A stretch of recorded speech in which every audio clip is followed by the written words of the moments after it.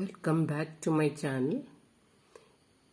ഇന്ന് നമ്മൾ ഡിസ്കസ് ചെയ്യാൻ പോകുന്നത് difference between underwriter and broker.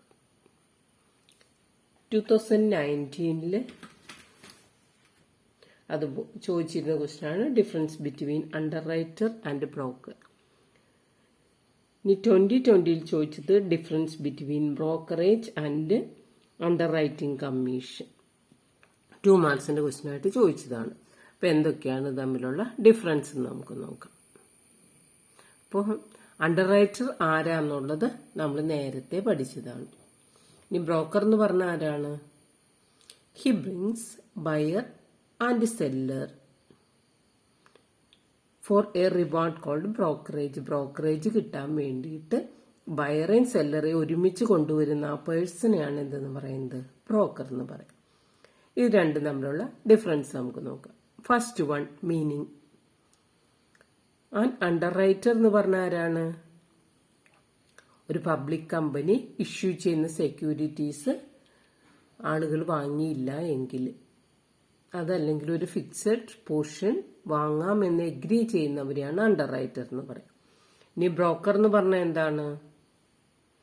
ആളുടെ സർവീസ് എന്ന് പറഞ്ഞു കഴിഞ്ഞാൽ ബ്രിങ്ങിങ്, അതായത് settlement between A vendor and A purchaser. ഒരു ട്രാൻസാക്ഷൻ നടക്കാൻ വേണ്ടി വെൻഡറേയും പർച്ചേസറെയും ഒരുമിച്ച് കൊണ്ടുവരിക, ആ സേവനം ചെയ്യുന്ന ആളെയാണ് ബ്രോക്കർ എന്ന് പറയുന്നത്. നോക്കാം നമുക്ക്. An underwriter is a person who agrees to take a specified number of shares or debentures in case of under subscription. അപ്പൊ ഇഷ്യൂ ചെയ്യുന്ന മുഴുവനും പബ്ലിക് വാങ്ങിയില്ല എങ്കിൽ അതാണ് അണ്ടർ സബ്സ്ക്രിപ്ഷൻ. അവിടെ വാങ്ങിക്കൊള്ളാം എന്ന് എഗ്രി ചെയ്യുന്ന ആളാണ് അണ്ടർ റൈറ്റർ. ഇനി ബ്രോക്കർ എന്ന് പറഞ്ഞാലോ, വെൻഡറെ പർച്ചേസറേയും ഒരുമിച്ച് കൊണ്ടുവന്ന് ആ സെറ്റിൽമെന്റ് നടത്തുക, ആ സർവീസ് പ്രൊവൈഡ് ചെയ്യുന്ന ആളാണ് broker. Second point, charges. Underwriter charge commission, broker charges brokerage. നമ്മളോട് ചോദിച്ച ക്വസ്റ്റ്യൻ അതാണ്, difference between brokerage and underwriting commission. അപ്പൊ അണ്ടർ റൈറ്റർക്ക് കിട്ടുന്ന റെമ്യൂണറേഷൻ ആണ് അണ്ടർ റൈറ്റിംഗ് കമ്മീഷൻ, ബ്രോക്കർക്ക് കിട്ടുന്നത് ബ്രോക്കറേജ്. Next point, subscription. അണ്ടർ റൈറ്റിംഗിൽ എന്താണ്? അണ്ടർ റൈറ്റർ പബ്ലിക് വാങ്ങിയതിന് ശേഷം ബാലൻസ് ഉള്ളത്, അല്ലെങ്കിൽ അവർ എഗ്രിമെന്റിൽ പറഞ്ഞിരിക്കുന്ന സെക്യൂരിറ്റി സബ്സ്ക്രൈബ് ചെയ്യണം, വാങ്ങണം, നിർബന്ധമായിട്ടുള്ള കാര്യമാണ്. അതേസമയം ബ്രോക്കർക്കാണെങ്കിലോ അവർക്കത് വാങ്ങേണ്ട ആവശ്യമില്ല. അത് വാങ്ങാനുള്ള ആളുകളെ ഒരുമിച്ച് കൊണ്ടുവരിക എന്നുള്ളതാണ് ബ്രോക്കർ ചെയ്യുക. നമ്മൾ സ്റ്റോക്ക് എക്സ്ചേഞ്ചിൽ കാണുന്നത് ഇതാണ്, ബ്രോക്കറാണ്. നോക്കാം നമുക്ക്. Underwriters subscribe the shares or debentures of a company that are not subscribed for by public.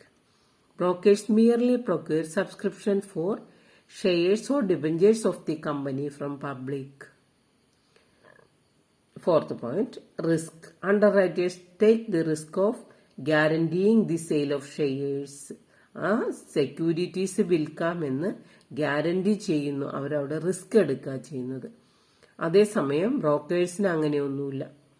ആ സെക്യൂരിറ്റീസ് വിൽക്കാം എന്നുള്ളൊരു ഗ്യാരണ്ടി ബ്രോക്കർ പ്രൊവൈഡ് ചെയ്യുന്നില്ല. Underwriters take the risk of guaranteeing the sale of shares. Brokers do not undertake any risk of guaranteeing the sale of shares. അപ്പോൾ നമുക്കിവിടെ 2 ക്വസ്റ്റിനുള്ള answer ഇതിൽ തന്നെ വരികയാണ്. Under റൈറ്ററും ബ്രോക്കറും തമ്മിലുള്ള ഡിഫറൻസ്, അതുപോലെ തന്നെ അണ്ടർ റൈറ്റിംഗ് കമ്മീഷനും ബ്രോക്കറേജും തമ്മിലുള്ള ഡിഫറൻസ്.